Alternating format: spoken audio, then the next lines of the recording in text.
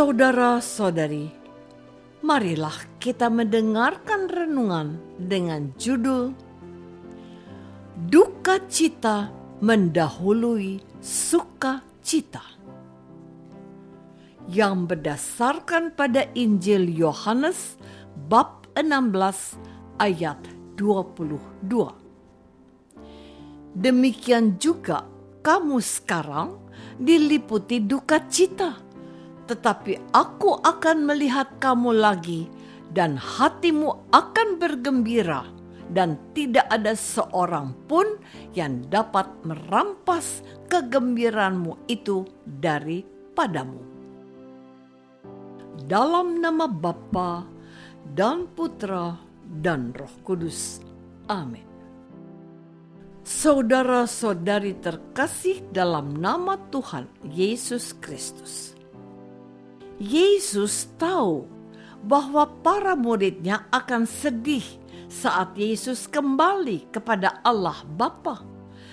Karena itu saat Yesus hampir menyelesaikan tugasnya dan harus meninggalkan para muridnya.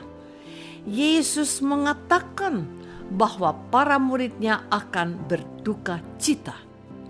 Yesus meninggalkan kepada muridnya suatu keadaan yang berbeda. Sebab di satu sisi para murid berduka cita dan menangis saat kehilangan Yesus. Sementara di sisi lain, orang-orang yang membenci dan memusuhi Yesus justru bergembira dan bersuka cita karena Yesus telah tiada. Orang yang membenci dan memusuhi Yesus bergembira dan bersuka cita sebab mereka bisa hidup bebas. Mereka bisa berbuat apa saja tanpa ada orang yang menegur dan menyadarkan mereka. Orang-orang Yahudi yang suka berbuat dosa dan kejahatan hanya melihat Yesus sebagai penghambat hidup mereka. Sementara bagi para muridnya, Yesus adalah pembawa harapan, kekuatan, dan segala-galanya. Maka tidak mengherankan bila kepergian Yesus membuat para murid larut dalam suasana duka cita.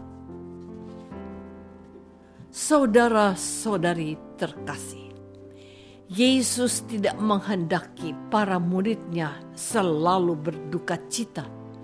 Yesus berjanji bahwa pada saatnya para murid akan bersuka cita dan tertawa. Ibarat saat seorang perempuan yang merasa sakit saat melahirkan.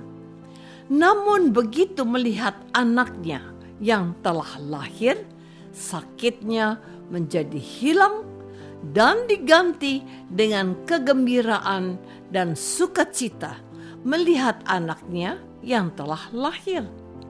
Demikian juga dengan para murid Yesus. Para murid Yesus merasa sedih dan berduka cita ketika Yesus tidak ada. Tetapi para murid merasa gembira dan bersuka cita saat Roh Kudus yang diutus Yesus datang. Inilah yang kita sebut sebagai duka cita mendahului sukacita. Dan kuasa Roh Kudus telah mengubah semuanya. Roh Kudus adalah Roh Yesus sendiri yang datang untuk menggantikan peran Yesus. Roh Kudus memiliki kuasa yang tidak dibatasi oleh ruang, tempat, dan waktu.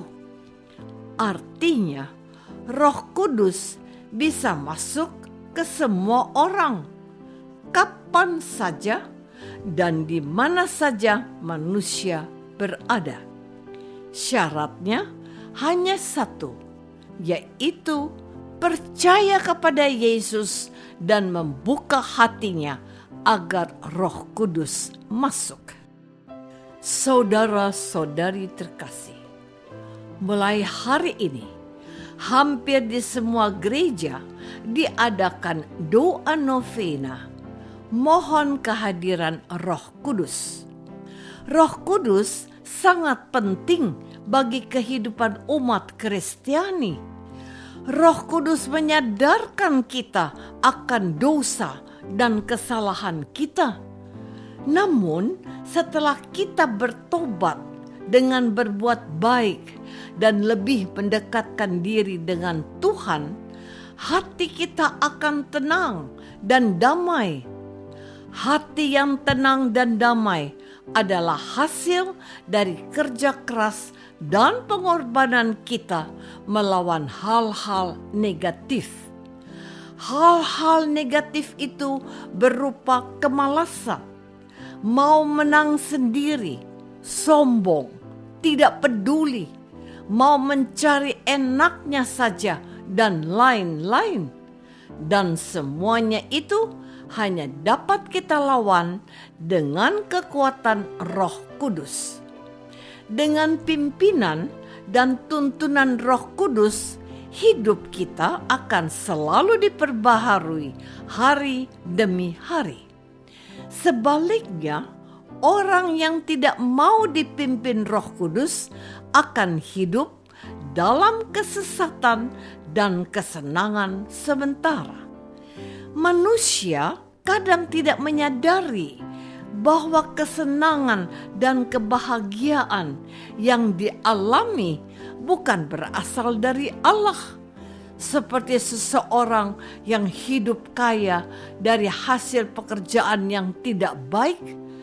Namun, setelah diketahui bahwa kekayaannya berasal dari korupsi, orang tersebut malah masuk penjara dan menderita. Saudara-saudari terkasih, ada pepatah yang menyatakan, berakit-rakit ke hulu, berenang-renang ke tepian. Artinya, bersusah-susah dahulu, bersenang-senang kemudian. Ini adalah kenyataan hidup yang kita alami sehari-hari. Misalnya, petani yang mau sukses harus berusaha menanam benih, merawat, serta menjaganya siang dan malam. Ketika menanam benih, merawat, serta menjaganya, sang petani untuk sementara tidak bisa bermalas-malasan atau bekerja asal-asalan. Petani itu harus rela berkorban untuk tidak bersenang-senang atau bermain-main. Tetapi setelah melihat dan menikmati hasilnya, petani tersebut akan senang dan bersuka cita. Demikian juga dengan pelajar atau seseorang yang bekerja untuk mendapat hasil yang baik, harus didahului dengan pengorbanan dan kerja keras. Pengorbanan maupun kerja keras memang tidak enak, sehingga diibaratkan dengan orang yang berduka cita. Dan kita, umat Kristiani, kadang memilih jalan pintas yang ternyata membuat hidup kita bertambah susah dan sengsara. Itu adalah salah satu tipuan dan jebakan iblis yang ingin menghancurkan kehidupan kita. Namun, hal kerja keras dan pengorbanan adalah sukacita. Apakah kita sudah bekerja dengan pengorbanan dan jerih payah untuk keselamatan? Ataukah kita suka cari jalan pintas yang menyesatkan?